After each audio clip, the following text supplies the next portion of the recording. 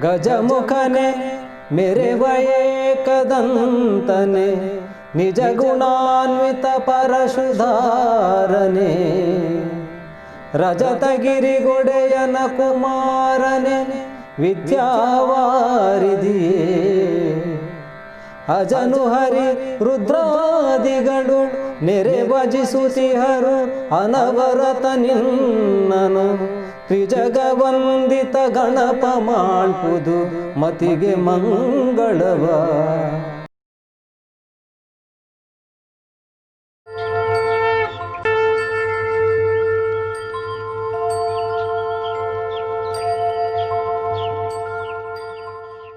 ನಮಸ್ಕಾರ ಬಂಧುಗಳೇ, ಕಳೆದ ಸಂಚಿಕೆಯಲ್ಲಿ ನಾವು ಪ್ರವಚಕರ ಮುನ್ನುಡಿಗಳ ಜೊತೆಗೆ ನಮ್ಮ ಕಥಾಮೃತದ ಮೊದಲ ಹೆಜ್ಜೆಯನ್ನು ಬಹಳ ಯಶಸ್ವಿಯಾಗಿ ನಡೆಸಿಕೊಟ್ಟಿದ್ದೇವೆ. ಇನ್ನು ಮುಂದಕ್ಕೆ ನಾವು ಮಹಾಕವಿ ಕುಮಾರವ್ಯಾಸ ರಚಿತ ಮಹಾಭಾರತವನ್ನು ಸಂಚಿಕೆಯ ರೂಪದಲ್ಲಿ ಆರಂಭಗೊಳಿಸ್ತಾ ಇದ್ದೇವೆ. ಬಂಧುಗಳೇ, ಧರ್ಮದ ಉಳಿವಿಗಾಗಿ ಹಾಗೂ ಅದರ ಜಾಗೃತಿ ಮೂಡಿಸುವಂಥ ಉದ್ದೇಶವನ್ನೊಳಗೊಂಡು ನಾವು ನಡೆಸುವಂಥ ಈ ಪ್ರಯತ್ನಕ್ಕೆ ಧರ್ಮ ಪರಿಪಾಲಕರಾದ ನಿಮ್ಮೆಲ್ಲರ ಬೆಂಬಲ ಸಹಕಾರ ಅತ್ಯಗತ್ಯ. ಅದಕ್ಕಾಗಿ ನೀವು ಮಾಡಬೇಕಾಗಿರೋದಿಷ್ಟೇ, ನಮ್ಮ ಚಾನಲನ್ನು ಸಬ್ಸ್ಕ್ರೈಬ್ ಮಾಡಿ ಹಾಗೂ ನಮ್ಮ ಈ ಮಹಾಕವಿ ಕುಮಾರವ್ಯಾಸ ರಚಿತ ಮಹಾಭಾರತದ ಸಂಚಿಕೆಯನ್ನು ನಾವು ಬಿಡುಗಡೆಗೊಳಿಸಿದ ತಕ್ಷಣವೇ ಪಡೆಯಲು ಪಕ್ಕದಲ್ಲಿರುವಂಥ ಬೆಲ್ ಬಟನನ್ನು ಒತ್ತಿ, ಅದೇ ರೀತಿ ನಮ್ಮ ಈ ವಿಡಿಯೋ ನಿಮಗೆ ಇಷ್ಟವಾದರೆ ಲೈಕ್ ಬಟನನ್ನು ಒತ್ತಿ, ಹಾಗೆ ಏನಾದರೂ ಅನಿಸಿಕೆಗಳನ್ನು ನಿಮಗೆ ಹೇಳಲಿಕ್ಕಿದ್ರೆ ಕಮೆಂಟ್ ಬಾಕ್ಸ್ ಮೂಲಕ ಕಮೆಂಟ್ ಮಾಡಿ ತಿಳಿಸ್ಬೋದು. ಸರ್ವೇ ಜನ ಸುಖಿನೋ ಭವಂತು, ಧರ್ಮೋ ರಕ್ಷತಿ ರಕ್ಷಿತಃ. ವಂದನೆಗಳು.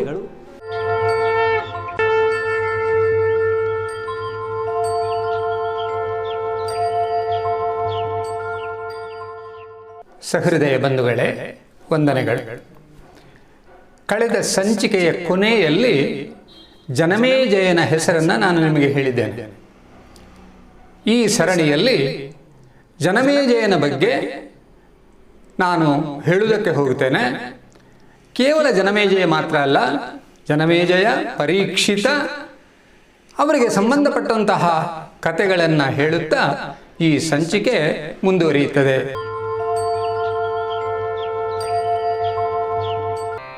ಕೇಳಿದೆನು ಜನಮೇಜಯ ಕ್ಷಿತಿಪಾಲಕನು ವರಸರ್ಪಯಜ್ಞ ಸ್ಥೂಲ ಪಾಪ ವಿಘಾತಿ ಗೋಸುಗವೈ ಮಹಾಕಥೆಯ. ಕೇಳಿದೆನು ತಾನಲ್ಲಿ ಮುನಿಜನ ಮೌಳಿ ಮಂಡಿತ ಚರಣ ಕಮಲ ವಿಶಾಲ ವೇದ ವ್ಯಾಸ ಕೃತ ಭಾರತ ಕಥಾಮೃತವ. ಮಹಾಭಾರತದಲ್ಲಿ ಅಭಿಮನ್ಯುವಿನ ಪಾತ್ರದ ವಿಶೇಷತೆ. ಅರ್ಜುನನ ಮಗ ಅಭಿಮನ್ಯು, ಅಭಿಮನ್ಯುವಿನ ಮಗ ಪರೀಕ್ಷಿತ, ಪರೀಕ್ಷಿತನ ಮಗ ಜನಮೇಜಯ. ಕೇಳು ಜನಮೇಜಯ ಅಂತ ಬರುವಾಗ ಏನಪ್ಪ ಇಲ್ಲಿ ವಿಶೇಷತೆ ಅಂತ ನೀವು ಆಲೋಚನೆ ಮಾಡಬಹುದು. ಪಾಂಡವರ ರಾಜ್ಯಭಾರವಾದ ನಂತರ ಪಾಂಡವರು ವಾನಪ್ರಸ್ಥಕ್ಕೆ ಹೋಗುವಂತ ಸಂದರ್ಭದಲ್ಲಿ ಹಸ್ತಿನಾವತಿಯ ಪಟ್ಟವನ್ನ ಪರೀಕ್ಷಿತನಿಗೆ ಒಪ್ಪಿಸ್ತಾರೆ. ಪರೀಕ್ಷಿತ ಧರ್ಮಿಷ್ಠ, ಉತ್ತಮ ನಡತೆಯವ, ಎಲ್ಲಾ ರೀತಿಯಿಂದಲೂ ಪ್ರಜೆಗಳಿಂದ ಹೊಗಳಲ್ಪಟ್ಟಂತಹ ಒಬ್ಬ ಅರಸನಾಗಿದ್ದ. ಒಂದು ದಿನ ಏನ್ ನಡೆಯಿತು ಅಂತ ಹೇಳಿದ್ರೆ, ಆತ ಬೇಟೆಯಾಡುವುದಕ್ಕಾಗಿ ಕಾಡಿಗೆ ಹೋಗುತ್ತಾನೆ. ಬೇಟೆಯಾಡುತ್ತಾ ಆಡುತ್ತಾ ಅವನಿಗೆ ಆಯಾಸವಾಗುತ್ತದೆ. ಆಯಾಸಗೊಂಡಂತಹ ಪರೀಕ್ಷಿತ ಬಾಯಾರಿ ಎಲ್ಲಿಯಾದ್ರೂ ನೀರು ದೊರಕಬಹುದಾ ಅಂತ ಹತ್ತಿರದಲ್ಲೇ ಋಷ್ಯಾಶ್ರಮವಿದ್ದ ಕಾರಣ ಆ ಕಡೆಗೆ ಹೋಗುತ್ತಾನೆ. ಶಮೀಕ ಮುನಿ ಅಂದ್ರೆ ಅದು ಶಮೀಕ ಮುನಿಯ ಆಶ್ರಮ. ಮುನಿ ಧ್ಯಾನಾಸಕ್ತನಾಗಿದ್ದ. ಅವನನ್ನ ಎಚ್ಚರಿಸುವಂತಹ ಪ್ರಯತ್ನವನ್ನ ಮಾಡಿದ ಪರೀಕ್ಷಿತ. ಆದರೆ ಧ್ಯಾನಾಸಕ್ತನಾದಂತಹ ಮುನಿ ಪರೀಕ್ಷಿತನ ಮಾತನ್ನು ಕೇಳುವಂತಹ ಸ್ಥಿತಿಯಲ್ಲಿ ಇರಲಿಲ್ಲ. ಆದರೆ ಅರಸನಾದಂತಹ ಪರೀಕ್ಷಿತ, ಸದ್ಗುಣಿಯಾದಂತಹ ಪರೀಕ್ಷಿತ ಆ ಕಾಲದಲ್ಲಿ ಯಾಕೆ ಹಾಗೆ ಮಾಡಿದ? ಇದುವೇ ಜೀವನದಲ್ಲಿ ನಡೆಯುವಂತಹ ವಿಶೇಷ ಘಟನಾವಳಿಗಳಲ್ಲಿ ಒಂದು. ಇದನ್ನೇ ನಾವು ಹೇಳುವಂಥದ್ದು ವಿಧಿ ನಿಯಮ ಅಂತ ಹೇಳುವಂಥದ್ದು.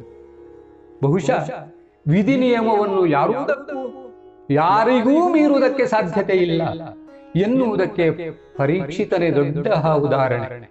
ಅವನೇನು ಮಾಡಿದ? ಸಿಟ್ಟಿನ ರಭಸಕ್ಕೆ ತನ್ನ ಬುದ್ಧಿಯನ್ನು ಕೊಟ್ಟ. ಅಲ್ಲೇ ಒಂದು ಹಾವು ಹರಿದಾಡುತ್ತಾ ಇತ್ತು. ಆ ಹಾವನ್ನು ಕೊಂದ. ಆ ಹಾವನ್ನು ಕೊಂದು ಆ ಮುನಿಯ ಕೊರಳಿಗೆ ಸುತ್ತಿದ. ಆಮೇಲೆ ಆತ ಅಲ್ಲಿಂದ ಹೋದ.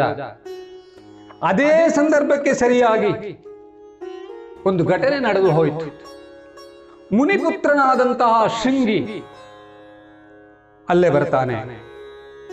ತನ್ನ ತಂದೆಯ ಕೊರಳಲ್ಲಿ ಸತ್ತಂತಹ ಹಾವನ್ನು ಕಂಡು ಕುಪಿತನಾದಂತಹ ಶೃಂಗಿ ಕೂಡಲೇ ಶಾಪವನ್ನು ಕೊಡ್ತಾನೆ. ಯಾವ ಹಾವನ್ನು ನೀನು ನನ್ನ ತಂದೆಯ ಕುತ್ತಿಗೆಗೆ ಹಾಕಿದ್ದೀಯೋ ಅದೇ ಹಾವಿನ ಮುಖಾಂತರವಾಗಿ ನಿನಗೆ ಮರಣ ಸಂಭವಿಸಲಿ ಎಂದು. ಆಗ ಶಮಿಕ ಮಹಾಮುನಿ ಎಚ್ಚೆತ್ತುಕೊಳ್ತಾನೆ. ಮಗನಿಂದ ಆದಂತಹ ಪ್ರಮಾದವನ್ನು ಏನು ಮಾಡೋದು? ಪ್ರಮಾದ ಆಗಿ ಹೋಗಿದೆ, ಏನ್ ಮಾಡೋದು? ಕೂಡಲೇ ಪರೀಕ್ಷಿತನಿಗೆ ಹೋಗಿ ವಿಷಯವನ್ನ ಮುಟ್ಟಿಸ್ತಾರೆ. ಹೀಗೆ ಆಗಿದೆ ಅಂತ ಹೇಳಿಕೊಟ್ಟು. ಬಹುಶಃ ಮುನಿಶಾಪ ಹುಸಿ ಆಗದು. ಪರೀಕ್ಷಿತನೇನೋ ಅವನ ಮಂತ್ರಿಗಳು, ಅವನ ಸೇನಾಧಿಪತಿಗಳು ಎಲ್ಲರೂ ಅವನ ರಕ್ಷಣೆ ಧಾರಾಳವಾಗಿ ಮಾಡುವುದಕ್ಕೆ ಪ್ರಯತ್ನ ಪಟ್ಟರು. ಎಲ್ಲಾ ರೀತಿಯಾದಂತಹ ರಕ್ಷಣೆಯೂ ಕೂಡ ಅವನಿಗಿತ್ತು. ಆದರೆ ವಿಧಿಲಿಖಿತ ಅನ್ನುವಂಥದ್ದು ಒಂದು ಇದೆಯಲ್ಲ, ಅದನ್ನ ಮೀರುವುದಕ್ಕೆ ಯಾರಿಗೂ ಸಾಧ್ಯತೆ ಇಲ್ಲ ಎನ್ನುವುದಕ್ಕೆ ಪರೀಕ್ಷಿತ ದೊಡ್ಡ ಒಂದು ಉದಾಹರಣೆ. ಬಹಳ ಜಾಗ್ರತೆಯಲ್ಲಿ 1 ದಿನ ಕಳೆಯಿತು, 2 ದಿನ ಕಳೆಯಿತು, 3 ದಿನ ಕಳೆಯಿತು. 7ನೇ ದಿವಸದಲ್ಲಿ ಒಬ್ಬ ಬ್ರಾಹ್ಮಣ ಹಣ್ಣುಗಳನ್ನು ತಾನು ಕೊಡುವುದಕ್ಕಿದೆ ಮಹಾರಾಜನಿಗೆ ಅಂತ ಹೇಳಿ ಒಳ ಬಂದಾಗ ಕಾವಲುಗಾರರು ಅವನನ್ನು ತಡೆಯುವುದಿಲ್ಲ. ಒಳ ಬರ್ತಾನೆ, ಹಣ್ಣನ್ನ ರಾಜನಿಗೆ ಅರ್ಪಿಸ್ತಾನೆ. ಬ್ರಾಹ್ಮಣನಿಗೆ ಗೊತ್ತಿಲ್ಲ ಅಂತ ಇಟ್ಟುಕೊಳ್ಳೋಣ. ಆ ಹಣ್ಣನ್ನ ತುಂಡರಿಸಿದಾಗ ಆ ಕತ್ತಿಯಲ್ಲಿ ಒಂದು ಸಣ್ಣ ಹುಳು ಕಾಣಿಸಿತು. ನೋಡುತ್ತಾ ನೋಡುತ್ತಾ ಇರುವಂತೆ ಆ ಹುಳು ದೊಡ್ಡದಾಯಿತು. ಅದು ಬುಸುಗುಟ್ಟಿತು. ತಕ್ಷಕ ಕೂಡಲೇ ಪರೀಕ್ಷಿತನನ್ನು ಕಚ್ಚಿತು. ಪರಿಣಾಮ ಪರೀಕ್ಷಿತ ಮರಣ ಹೊಂದಿದ. ಬಹುಶಃ ಎಂತಹ ಘಟನೆ ನಡೆದು ಹೋಯಿತು ನೋಡಿ. ಇದರಿಂದ ರಾಜ್ಯದಲ್ಲಿ ಒಮ್ಮೆ ಅಲ್ಲೋಲ ಕಲ್ಲೋಲಾಗಿ ಹೋಯಿತು. ಆಗ ಪರೀಕ್ಷಿತನ ಸ್ಥಾನಕ್ಕೆ, ಅಂದ್ರೆ ಹಸ್ತಿನಾವತಿಯ ಅರಸನಾದದ್ದು ಜನಮೇಜಯ.